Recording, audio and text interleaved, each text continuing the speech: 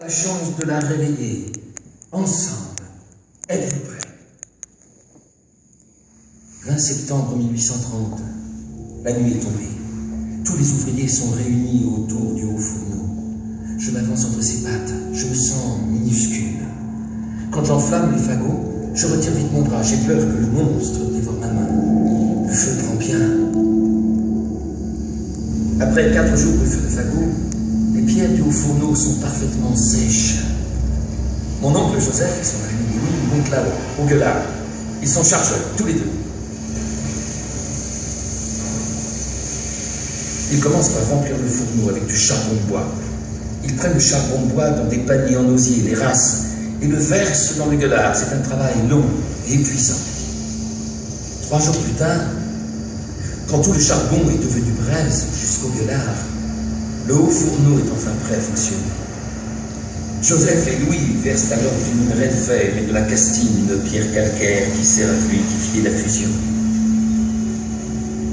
C'est plus de 10 tonnes de matériaux qu'ils devront verser dans le gueulard pour obtenir la première coulée.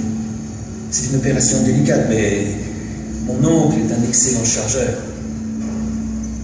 Dans le haut fourneau, il fait déjà plus de 300 degrés.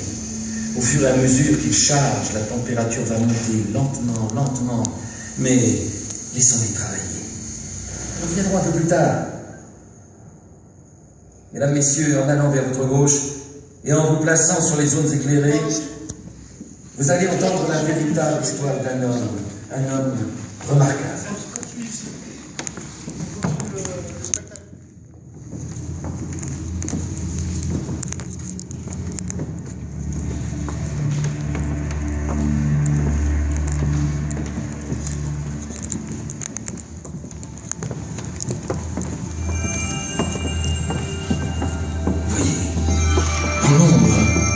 Sur le côté du haut fourneau, cet homme qui contemple la scène, ce ne sont pas les ouvriers qui l'observent, mais son œuvre qu'il surveille.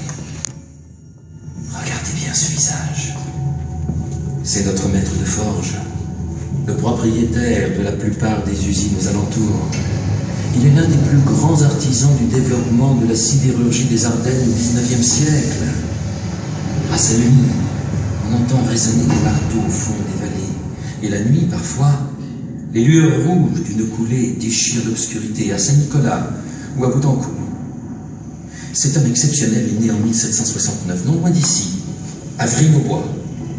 Il s'appelle Jean-Nicolas Gendarme. Son père est maître ferronnier. Il fournit aux artisans le combustible et le fer, puis commercialise leur production en conservant un bénéfice important. Fidèle à la méthode de son père, Jean-Nicolas s'enrichit rapidement. En 1806, il possède son premier établissement métallurgique, la forge des Masures, à quelques kilomètres au sud de Revin. Sa volonté d'expansion est impressionnante. Petit à petit, il rachète à bas prix à ses concurrents, aux nobles ruinés par la Révolution, des propriétés comme le château de la Cassine et des forêts, dont la grande forêt de Mazarin qui lui assure son approvisionnement en bois et le met à l'abri de la concurrence. Grâce aux recherches de son gendre, Jean-Baptiste Annonay, il parvient à maîtriser une nouvelle technique anglaise, les fours à pudeler. Dans ces fours qui servent à affiner la fonte, les Anglais ont remplacé depuis déjà plusieurs années le charbon de bois par du coke. Dès lors, la consommation et le coût sont réduits. Les fers obtenus sont de meilleure qualité. Mais le travail, lui, est toujours aussi pénible. En dépit de ses méthodes un peu rudes, Jean-Nicolas Gendarme donne un immense élan aux Ardennes. D'autres maîtres de forge suivent son exemple. Certains vont même jusqu'à espionner ses usines. Bientôt, la région se couvre de nouvelles installations modernes, fours à pudeler et laminoirs et tireurs. Mais le 6 juin 1845, à 76 ans, Jean-Nicolas Gendarme disparaît sans avoir vu la mort de son chef-d'œuvre. Le haut fourneau de Vendresse, l'un des derniers de cette génération qui fonctionnait encore au charbon de bois.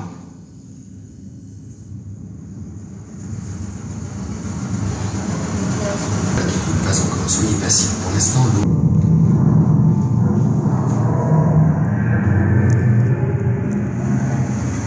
La grande roue, 3 mètres de diamètre sur 1 mètre de large. L'eau de l'étang qui joue sur le bâtiment arrive directement sur la roue, ce qui l'a fait tourner. C'est pour ça qu'on appelle une roue par en dessus. Contrairement au moulin que la rivière fait tourner par en dessous. Mais la chose qu'on doute le plus, ce sont les caprices du temps. Mais vous devez vous demander à quoi sert l'énergie qu'elle produit. C'est très simple.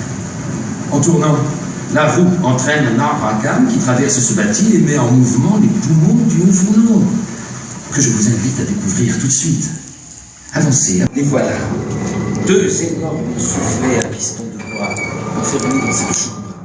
L'arbre à cames, entraîné par la roue, les fait se remplir d'air tour à tour pour obtenir un souffle continu.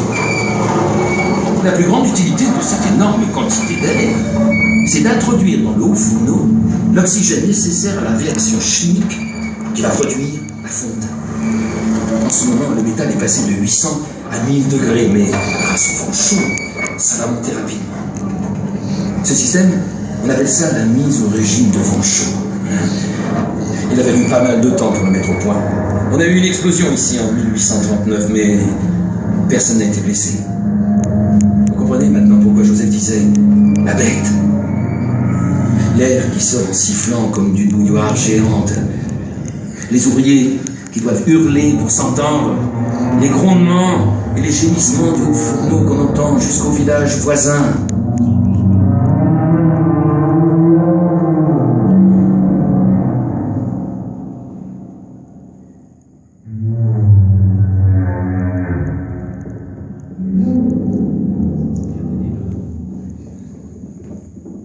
Comme tout à l'heure, prenez place sur les ondes éclairées. Bien, nous avons pris toutes les précautions pour que cela soit sans danger. Et maintenant, allez-y. Entrez. Et surtout, n'oubliez pas de regarder en l'air, une fois au centre. Bon courage. Regardez, vous êtes dans la cheminée. Rendez-vous. Vous pouvez regarder. À la sortie du haut fourneau.